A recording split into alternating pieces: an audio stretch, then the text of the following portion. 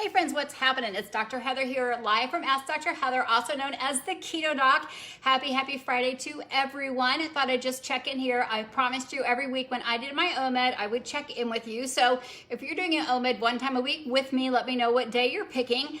Yesterday we dropped our youngest at college, so I chose today to do my OMED. If you're brand new, OMED means one meal a day. So there's a ton of benefits. I mentioned it last week, but when you do OMED, it's simply a 24-hour fast. So I do lunch to lunch or brunch to brunch. So today I had just a later lunch, about 2:30 today, and then I probably won't eat again until tomorrow afternoon. So tonight I will just have a bunch of water. I'll probably have some ketones if I tend to get hungry or energy, go for a walk. We've got a bunch of house cleaning to do since he moved to college yesterday, get his room kind of cleaned up.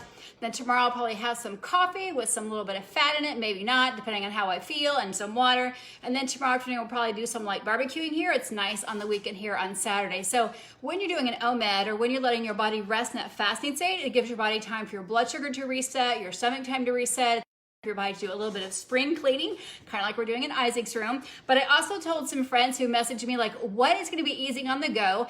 People are getting back to school, people are getting back to their jobs. What's kind of easy? They don't want to do clean versus dirty eating, but just real life simple stuff. So I grabbed some boxes from the office and brought them home. And then my son actually went to the store yesterday and brought some stuff with him I would share with you.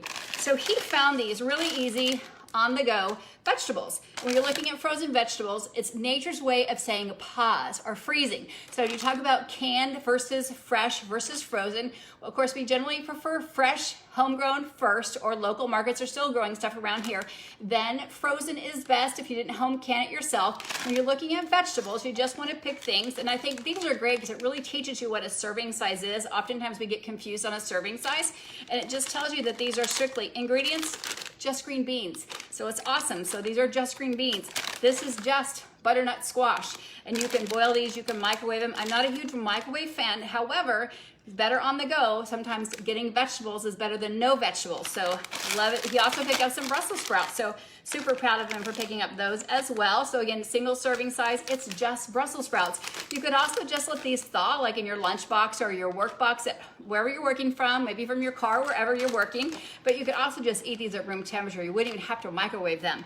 People have a tendency when they're switching to keto or low carb not to rotate foods. And it's very crucial to rotate foods. I have a whole video on rotating foods, but thanks, Carmel. As you're joining me, let me know where you're joining from, what part of the world you're joining me from. I know we have people from all over the country watching, which is super exciting, but people have a tendency to just eat the same foods all the time. I know it's easy to have 2 eggs and a piece of bacon, or 2 eggs and a piece of turkey sausage, or it's easy to have a hamburger and green beans, but you need to rotate the different macronutrients because each protein, we have 23 different amino acids, so we need to get different protein sources. So have fish one day, have chicken one day, have beef one day, or bison, or go back to another type of fish, a pink fish, a white fish. The same is true for veggies. Rotate your veggies. So what is easy on the go is you can buy things like this. Here is a turkey burger. So even though it is a burger, it's not a beef burger, it's a turkey burger. Also pick these yellowfin tuna burgers up. Super easy. You can put them in the pan with some coconut oil, or if you want to use some olive oil or avocado oil or sesame seed oil or some bacon grease or butter, you could also just put them in the oven and you can bake them for just a few minutes. Also like to get mahi burgers. I have those in the freezer. Those are super easy. Pick those up at Costco. I haven't found them at Sam's, but they have them at Costco. Also salmon burgers, salmon patties. These are also great for breakfast. So think about that for a minute. If you're doing like a brunch or like me doing an OMED, I'm not going to have a true breakfast in the morning. I'm going to wait later. So if you're having something for lunch, you could definitely bake these up the night before, and you could actually break these up and have them over a salad, or you could have them for breakfast and do an egg over easy on a normal day. The same thing with the tuna. You could actually just do an over easy egg on this, or if you're over egging it, having too many eggs, which generally the rule of thumb is no one food 4 days in a row. So if you have eggs on Monday, don't have them again until Thursday. Or if you have beef on Monday, like for meatloaf on Monday night or steak on Monday night, that's a beef source. Don't have it again until Thursday. You want to rotate those macronutrients. But know that a burger could be a turkey burger, it could be a salmon burger, it could be a tuna burger, it could be a mahi burger. This is a chicken burger, and when you're looking for things, it says right here, it is no antibiotics. I know it's backwards. No antibiotics, no vegetable diet, is no animal byproducts, it's GMO. So look for those kind of words that are clean eating, clean foods. If you can't get them yourself, you can also generally have them at the butcher. You can also have them ground the beef for you, have them ground the turkey for you. And when you look at the ingredients, just like we looked at the ingredients on the Brussels sprouts and the green beans where it said Brussels sprouts, nothing else.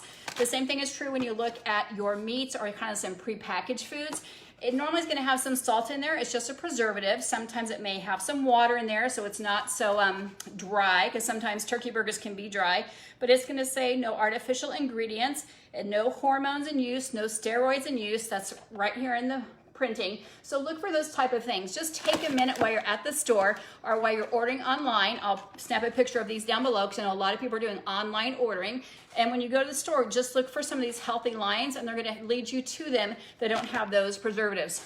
Also snacks, because people tend to snack. You know, we're trying to cut down on the snacking a little bit unless you're eating in that 8-hour window and doing intermittent fasting. We talked about serving size last week on ounces and kind of what's a good bang for your buck when you're looking at calories and looking at serving sizes.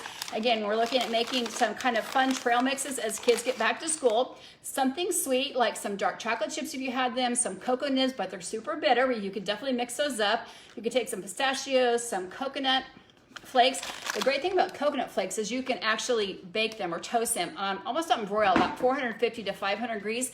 And when you broil them or toast them, they actually have the texture of a oatmeal flake. So if you're doing like a no-bake cookie, and I have a recipe for a no-bake cookie that is fabulous.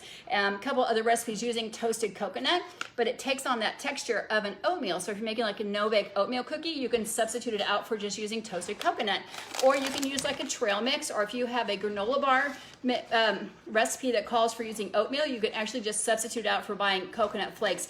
I generally buy them in the 2-pound bag and I just toast them myself, but you can find these coconut chips at different stores. You can buy them online as well. I know people are doing a lot of shopping, but keep it super simple. People sometimes try to overcomplicate it. So keep it simple. Make sure you're rotating. So just buy 1 or 2 things of each item, and the way you're rotating it out, I don't know what they're doing.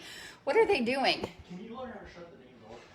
I don't know what they're doing. I thought they were sweeping or swimming or something. Anyway, I want to make this super short and sweet, and I do a whole bunch of educational stuff, but just day-to-day stuff. I know people always say, are you dirty? Are you clean keto? We are real life eaters and foodies, and we try to make it as simple as possible. When you're buying things frozen, look for the mixed ingredients in those. Look for the words, just what's on the bag. If it's a Brussels sprout, you just want Brussels sprout in there. It's okay if they put water, it's okay if they put salt, but keep some of the other stuff out. Just like on the chicken burgers, it's chicken, it's mixed white meat, it's mixed brown meat, has a little bit of salt in there. You don't want things like MSG. The rule is if you can't pronounce it, don't put it in your body. If you wouldn't put it in your body, don't put it on your skin, or how that rule goes. The same thing applies. So again, and just make sure you're rotating it. So have beef on Monday, have chicken on Tuesday, have like a pink fish like salmon or trout on Wednesday, maybe have turkey on Thursday, have a white fish on Friday, or a shellfish. Maybe if you eat pork, have pork on Saturday and have a big leftover day or like a breakfast egg day on Sunday, and just keep that rotation going. And then just pick 1 or 2 vegetables each day. I think oftentimes people really try to overcomplicate it. They're like, can you send me a menu? Can you send me that? I'm like, what happens is we generally have whatever's in the freezer sometimes, or what we have left over, and we grab this and that and just put it together. So it's that simple. You just grab a vegetable or 2. Let me grab a vegetable or 2. Grab a couple of vegetables. It ends up being generally a cooked vegetable and a raw vegetable in the form of a big salad or some cucumbers or celery. We grab a protein and then we put some fat on there. And the fat would either be butter on the green beans or some bacon bits and butter on the green beans, or it could be a piece of avocado or a piece of bacon on the turkey burger or the salmon burger, piece of avocado on that. Just make sure that you don't over bacon it. That means not bacon every day. Bacon is a condiment. It's not a food group. So no bacon every day. Sorry about that. But just make sure you rotate through it. 1 piece of bacon is a serving. I said it, 1 piece. So anyway, keep it super simple. Let me know if you have more questions, because Ask Dr. Heather is here to help you clarify some of those maybe things you think are super simple and you should know it, or maybe something that you've been really confused about because everybody's talking about it, but you just don't know where to start. First thing is, get up in the morning, start your day with a whole bunch of water, because we lose a pint of water at night while we're sleeping. The next step as you get started on your journey is simply identify when you're hungry. Don't just eat because it's 8 o'clock and you're going to work and that's the time that you eat, or it's noon and that's the time is your lunch break. Eat when your body says it's hungry, because food breaks down into energy. So that's when our body needs food, when it needs energy. So listen to your body. If you can start with those 2 very simple steps, it's going to go a really long way. The third step I would say is just set a rule for yourself, saying no food 4 hours before bedtime. So if it's 10 o'clock and you decide you're hungry and your bedtime's 11, you're gonna have to tell yourself, I'm just gonna go brush my teeth. I'm maybe gonna do some stretching, listen to some music, take a little bath, or maybe drink some water and go to bed. Because you can wait till tomorrow to eat, most of you. If your body fat's over 18%, you can wait till tomorrow. And I know what the percentages are over the nation of where they are, so keeping that nice and clean. But generally, if you're decide that you're hungry at 9 or 10 or 11 o'clock at night, it's probably emotional eating or eating out of habit. It's generally not eating because you're really truly hungry, because you really don't need calories to go to sleep.